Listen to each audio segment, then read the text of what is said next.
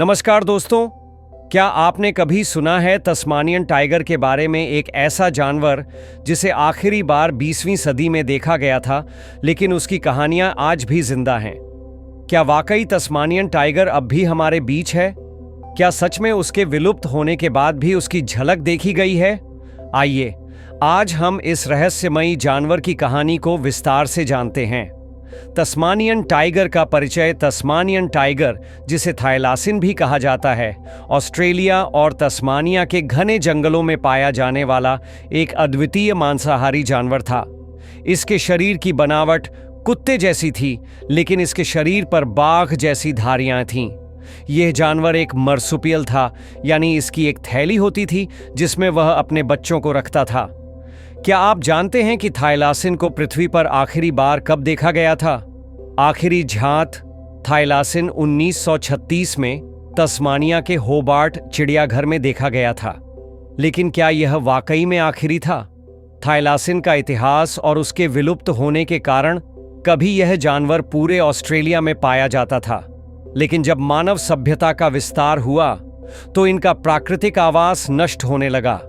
इसके अलावा किसानों ने इन्हें अपनी भेड़ों और पालतू जानवरों के लिए खतरा मानकर इनका शिकार करना शुरू कर दिया। ब्रिटिश उपनिवेशियों ने तस्मानियन टाइगर को मारने के लिए इनाम तक रखा। इसके अलावा जंगल की आग, बीमारियां और भोजन की कमी ने इनके अस्तित्व को और भी कठिन बना दिया। अंतिम थाईलासिन। बेंजामिन की कहानी। होबार्ट चिड़ियाघर में रखा गया अंतिम थाईलासिन, जिसे बेंजामिन कहा गया, 1936 में मारा गया। उसे ठंड से बचाने के लिए पर्याप्त इंतजाम नहीं किए गए थे और एक ठंडी रात में उसकी मृत्यु हो गई। इस घटना ने थाईलासिन को हमेशा के लिए विलुप्त घोषित कर दिया। लेकिन क्या सच में यह आखिरी था? क्या थाईलासिन अब भी जिंदा है वर्षों बाद?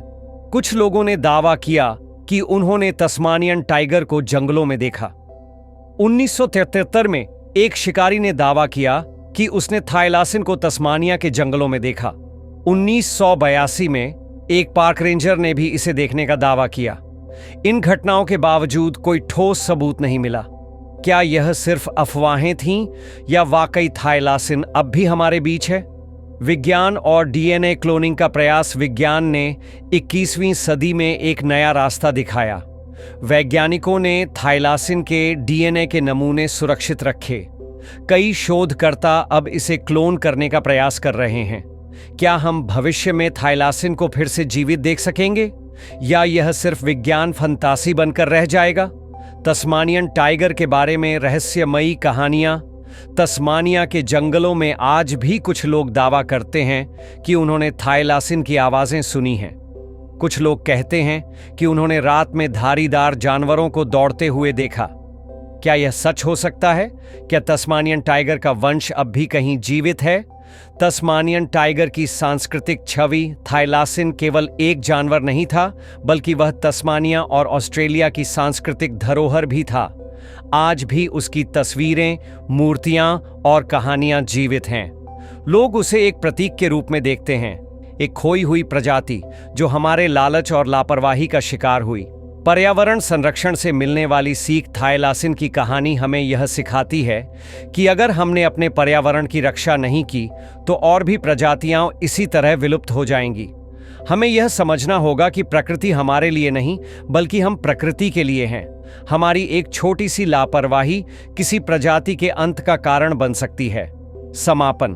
तो दोस्तों, यह थी तस्मानियन टाइगर की कहानी। एक ऐसा जानवर जो इंसानों की लापरवाही के कारण विलुप्त हो गया, लेकिन उसकी कहानियां आज भी जीवित हैं। क्या आप मानते हैं कि थाईलासिन आज भी कहीं जंगलों में छिपा हो सकता है, या यह सिर्फ अफवाहें हैं? अपनी राय हमें कमेंट सेक्शन में बताएं।